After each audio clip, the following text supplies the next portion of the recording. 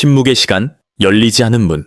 윌리엄과 로라가 공유한 보이지 않는 가족의 역사. 영국 왕실은 언제나 화려한 의식과 엄격한 전통, 그리고 대중의 끊임없는 관심 속에 존재해왔다. 특히 윌리엄 왕자의 삶은 태어나는 순간부터 전 세계 시선 아래 놓여 있었다. 그의 웃음, 결혼, 아버지로서의 역할까지 모두 기록되고 해석된다. 그러나 이러한 공개된 이야기 뒤에는 거의 알려지지 않은 또 하나의 서사가 존재한다. 그것은 화려함과는 거리가 먼 상실과 침묵, 그리고 복잡한 감정이 얽힌 가족의 이야기다. 이 이야기의 중심에는 한 소년의 슬픔과 한 소녀의 고독이 있다. 그리고 그 둘 사이에는 무려 20년의 침묵이 놓여 있다. 로라 로페스는 왕족의 이름을 갖지 않았지만 왕실 역사 속에서 결코 무시할 수 없는 위치에 있는 인물이다. 그녀는 카밀라 왕비와 전 남편 사이에서 태어나 잉글랜드의 한 평화로운 시골 저택에서 성장했다. 겉보기에는 부족함 없는 삶이었지만 어린 시절부터 그녀의 세계에는 설명되지 않는 긴장과 비밀이 존재했다. 어른들의 낮은 목소리, 숨겨진 대화, 그리고 반복적으로 등장하는 이름, 그 이름은 바로 찰스 3세였다. 로라는 그 의미를 완전히 이해하기에는 너무 어렸지만 그 이름이 가족의 공기를 바꾼다는 사실만큼은 분명히 느끼고 있었다. 시간이 흐르며 그 비밀은 더 이상 숨겨지지 않았다. 그녀의 어머니와 찰스 왕세자의 관계는 언론에 의해 폭로되었고 이는 곧 왕실 스캔들의 중심이 되었다. 대중은 다이애나 왕세자비를 비극적인 주인공으로 카밀라를 갈등의 원인으로 바라보았다. 그리고 그 사이에서 로라는 다른 여성의 딸이라는 낙인을 조용히 짊어져야 했다. 아무도 그녀의 감정을 묻지 않았다. 부모의 이혼, 대중의 비난, 그리고 다이애나의 비극적인 죽음까지 그 모든 사건 속에서 로라는 늘 배경에 머물렀다. 그녀는 일찍이 깨달았다. 침묵은 자신을 보호하는 가장 강력한 방패라는 것을. 1997년 9월 웨스트민스터 사원에서 전 세계가 지켜보는 가운데 두 소년이 어머니의 관을 따라 걸었다. 당시 15세였던 윌리엄과 그의 동생 해리 왕자에게 그날은 단순한 장례식이 아니었다. 그것은 어린 시절의 끝이자 평생을 지배할 슬픔의 시작이었다. 윌리엄은 시간이 지나면서 외부에는 강인함과 침착함을 보여주었지만 내면에서는 깊은 감정의 벽을 쌓아 올렸다. 어머니를 잃은 슬픔, 언론의 끊임없는 관심, 그리고 가족의 변화는 그에게 감정을 숨기는 법을 가르쳤다. 특히 카밀라의 존재는 그에게 복잡한 감정을 불러일으켰다.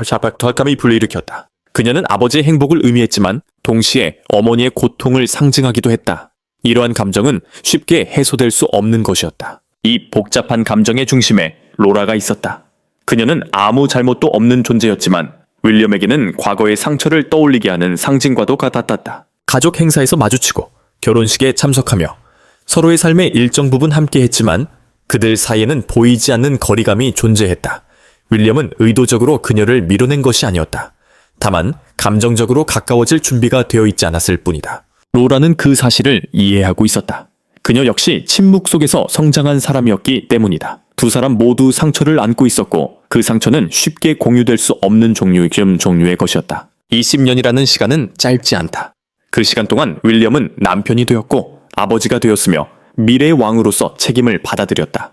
그리고 이러한 변화는 그의 내면에도 서서히 영향을 미쳤다. 아버지로서 그는 과거와 다른 시선을 갖게 되었고 가족이라는 개념을 다시 정의하기 시작했다.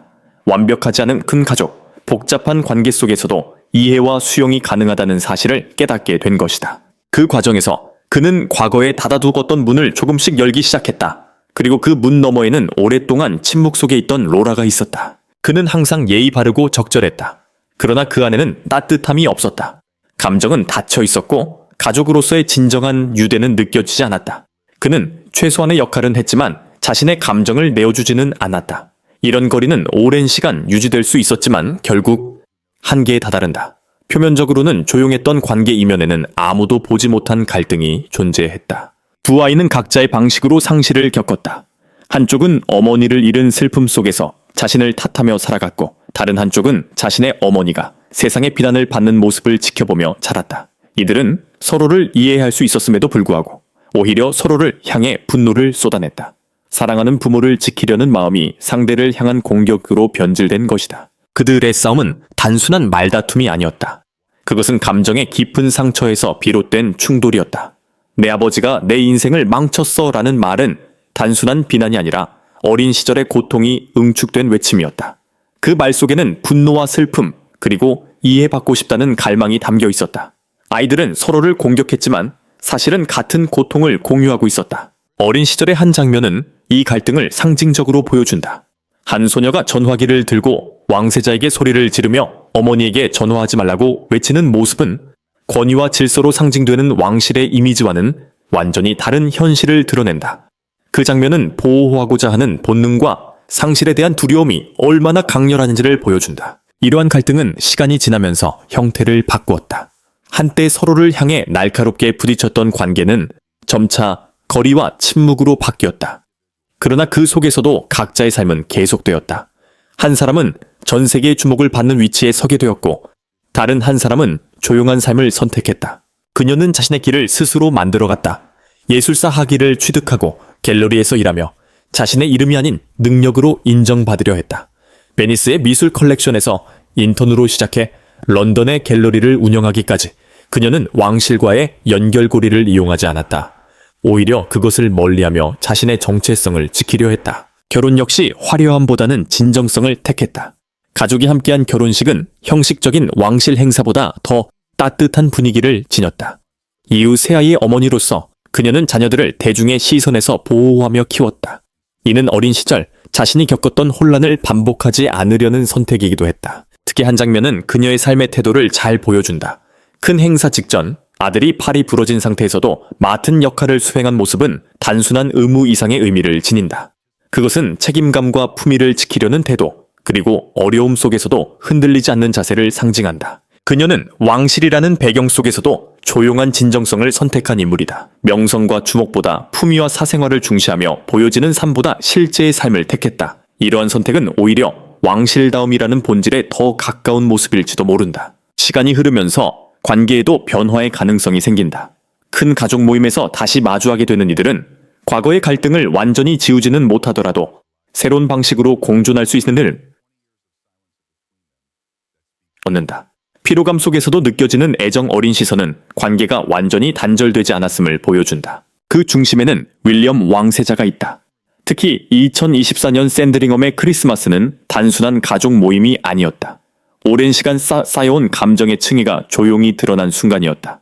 로라 로페스의 존재는 그 자체로 하나의 상징이었다. 그녀는 더 이상 주변 인물이 아니었다. 왕실의 일원으로서 자연스럽게 그 자리에 서 있었지만 그 평온함 속에는 말로 표현되지 않은 긴장이 흐르고 있었다. 로라는 조용하고 절제된 태도로 그 자리에 머물렀다. 그녀는 억지로 따뜻함을 표현하지 않았고 불필요한 접촉도 피했다. 그러나 그녀의 존재는 분명히 이전과 달랐다. 카밀라 왕비의 딸로서, 그리고 왕실 구성원으로서 그녀는 점점 더 자연스럽게 받아들여지고 있었다. 이 변화는 겉으로는 미묘했지만 윌리엄에게는 깊은 울림을 주었다. 그의 감정은 단순한 불편함이나 분노가 아니었다. 그것은 오히려 더 복잡하고 더 조용한 인식이었다. 그는 서서히 깨닫기 시작했다.